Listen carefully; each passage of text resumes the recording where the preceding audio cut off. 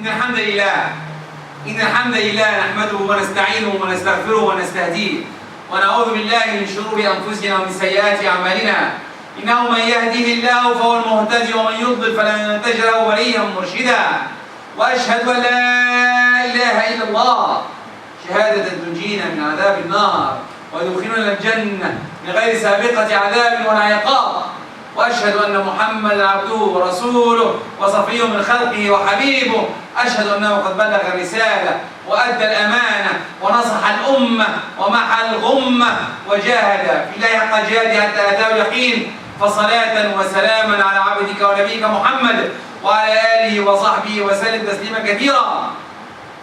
يقول الله سبحانه وتعالى: بسم الله الرحمن الرحيم: فأوحينا إلى موسى أن اضرب بعصاك الحجر فانفلق فكان كل فأوحينا إلى موسى أن اضرب بعصاك البحر فانفلق فكان كل فرق كالطود العظيم. ويقول رسول صلى الله عليه وسلم: أفضل الصيام بعد رمضان شهر الله المحرم وأفضل الصلاة بعد الفريضة صلاة الليل أو كما قال عليه الصلاة والسلام.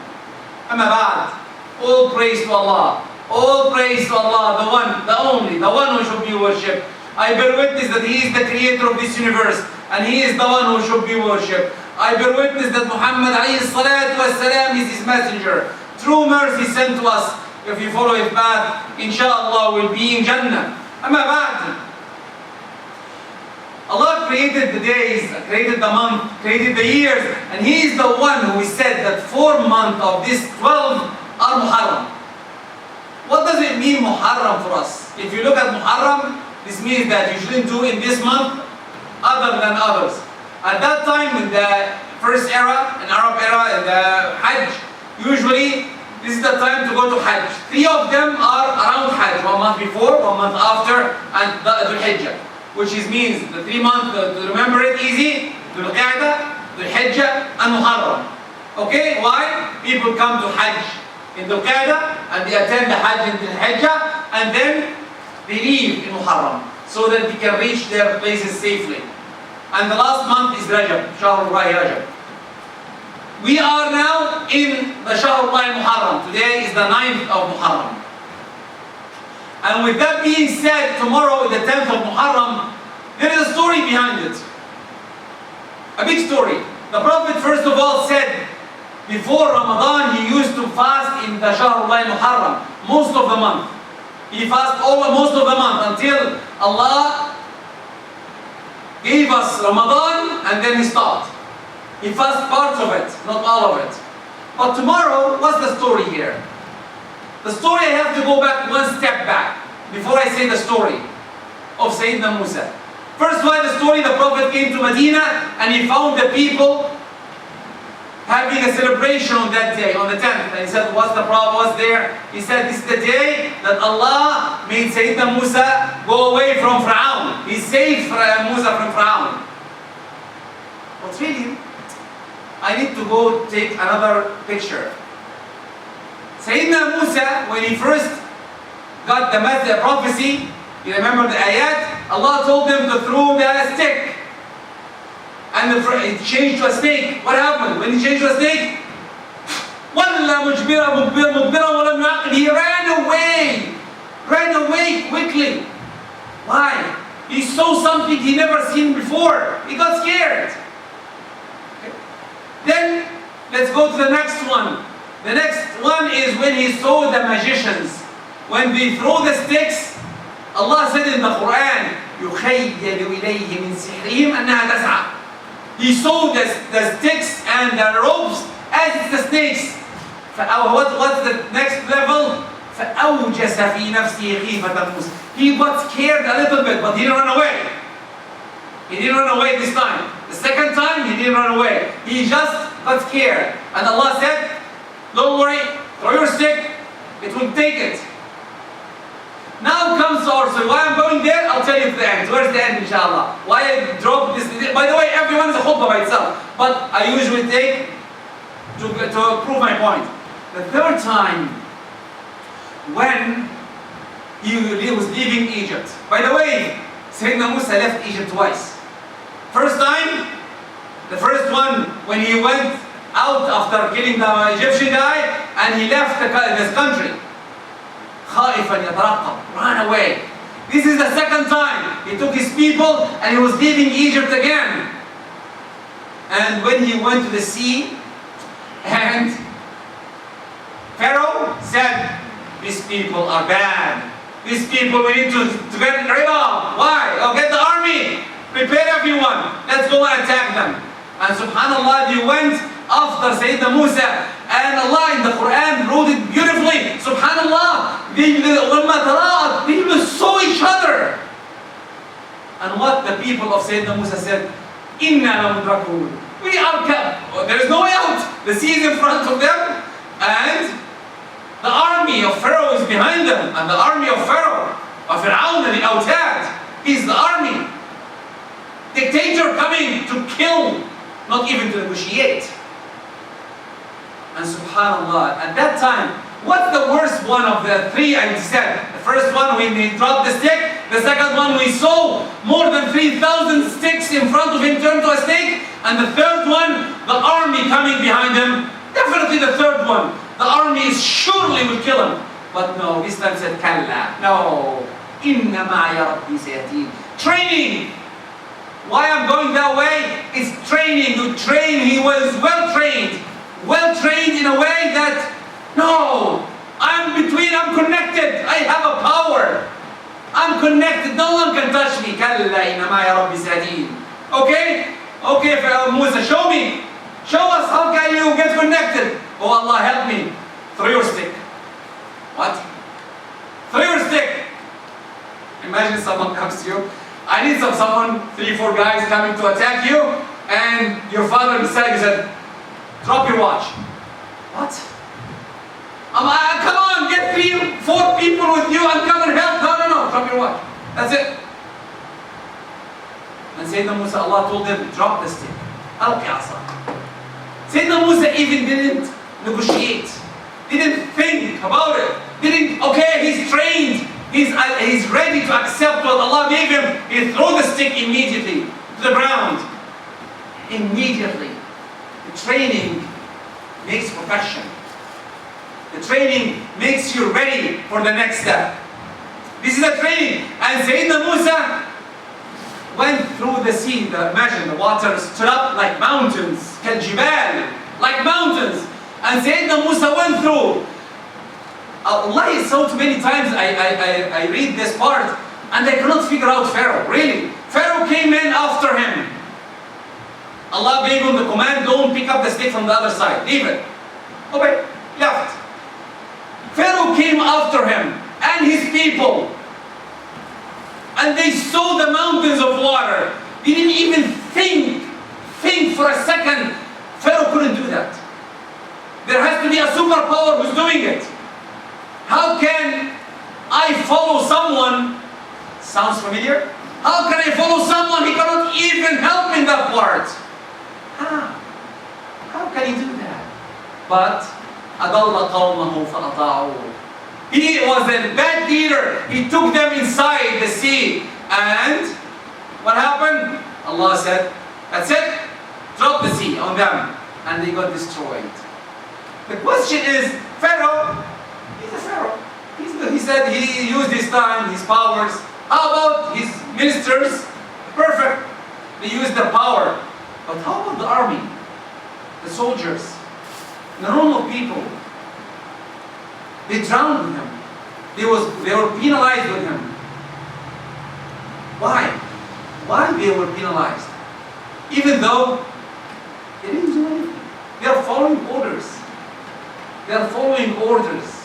Then really think before you follow order. Think before you follow an order. Because every order you will be questioned on it, not anyone else. Don't blame Pharaoh and Abd al-Ma'mur. No, you're not the slave of anyone. Abd al-Ma'mur is the Egyptian slang that's saying, I am following the orders of my master. No. If you think it's harming, stop. Think. Think and think again, because you will be questioned. This ayat doesn't apply for the people before us, Sayyidina Musa. It applies on us. The stories applies on us too. And he saved, Sayyidina Musa was saved from Pharaoh. And the Jews were celebrating that day. And the Prophet ﷺ, when he came to Medina, he saw him celebrating and he asked about the story and he was told the story, and what did he say? He said, نحن أحق بموسى منكم. We have the rights. We are all Muslimin. We will celebrate. How do you celebrate? Have fun? Dance? No. Celebrate by worshipping Allah. How? Fasting the day. Fasting the day someone said, oh, I forgot Ramadan, my brother. Come on, give me a break here. Oh yes.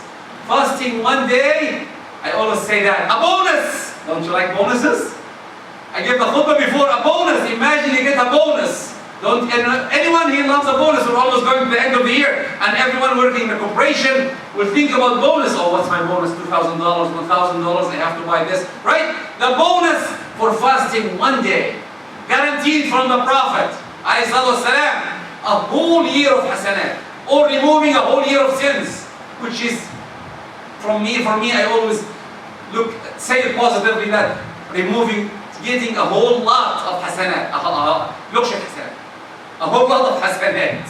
One shot.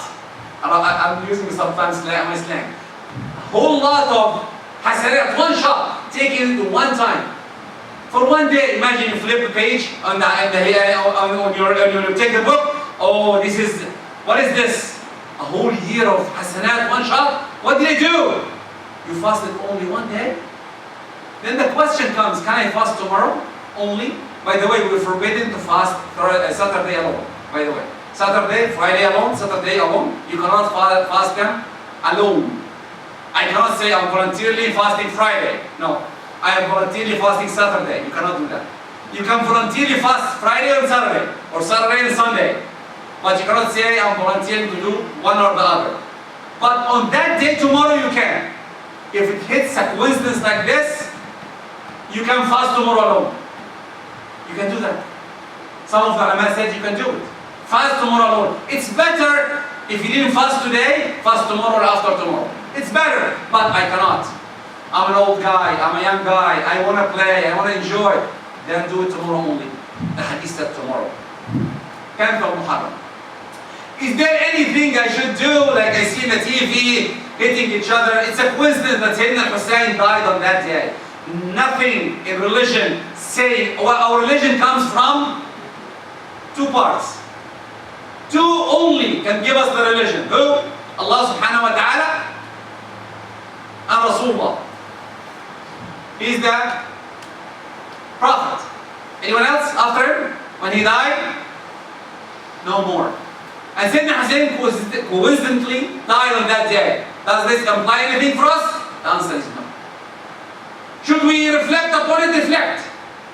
Any ibadah, anything, you hit each other? Nothing in that religion. Don't do it. It's not in our religion. You don't harm yourself or harm anyone. And there's another khutbah we can talk about what happened really in Hussein time. Now, let's conclude. Training helped many parts of our lives. How can we enjoy training? How can we get training? That's what I'm going to say in the second part of the khutbah. أقول قولي هذا وأستغفر الله لكم فاستغفروه يا فوز المستغفرين.